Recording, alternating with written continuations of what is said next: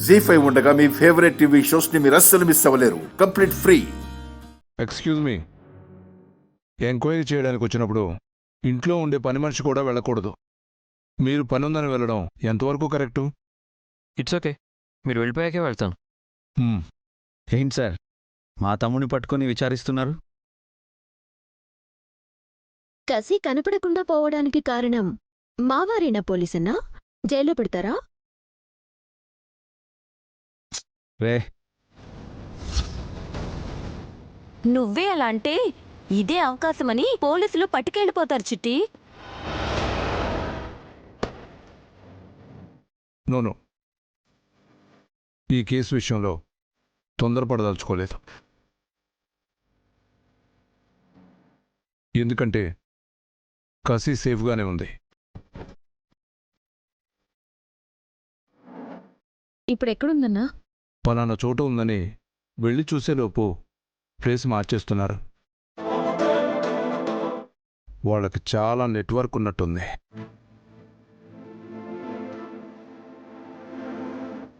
వేదావులని feel అవ్వచ్చేమో, కానీ దొరికితే మాత్రం చాలా పెద్ద కేసు అవుతుంది. వాడెవడో గాని పట్టుకుంటే సార్ 10 నిమిషాలు నాకు అప్పచెప్పండి. ఎందుకు? వాళ్ళ బట్టలు ఉతికి ఇస్త్రీ చేస్తారా? షటప్. నువ్వు ఊరుకో అక్క, ఆ తల్లొప్పులు మనకెందుకు? కసితో తమరి పని అయిపోయింది కదా మాత. తిరిగి వస్తే మీ వాటా ఇవ్వాల్సి వస్తుందని మీ భయం మీది.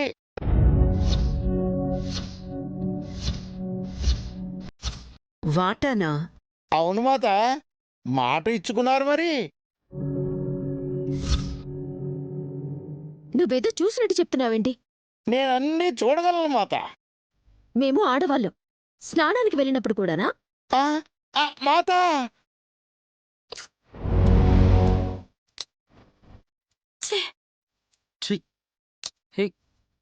చెల్లి, అందరి ముందు పిచ్చిదానిలా మాట్లాడుతున్నావేంటి? లేకపోతే ఏంటక్క, నోటికొచ్చినట్టు మాట్లాడుతుంటే భరించాలా? మాత అని మర్యాదపూర్వకంగా పిలుస్తున్నవాణ్ణి బాధ పెట్టకండమ్మా. నీలాంటి వాడికి ఈ ఇంట్లో తిండి పెట్టినప్పుడు బాధ పెట్టినా తట్టుకోవాలి. ఇంకాపుతావా? నీ సొమ్మేదో పెట్టినట్టు ఫీల్ అవ్వకు.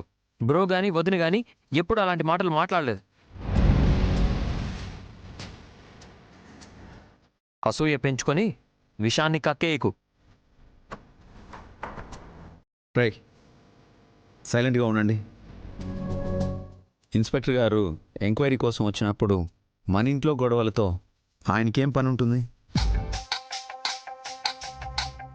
ఇన్స్పెక్టర్ గారు, కసి కిడ్నాప్ కేసు విషయంలో మేమెవ్వరమైనా సరే పూర్తిగా సహకరిస్తాం. యాక్చువల్లీ నేను వచ్చింది కసి కేసు గురించి కాదు మేడం, మరి పెద్ద బుట్టమ్మ కేసు గురించి. జీ5 యాప్ డౌన్లోడ్ చేసి అన్ని ఎపిసోడ్స్ పూర్తి ఉచితంగా చూడండి.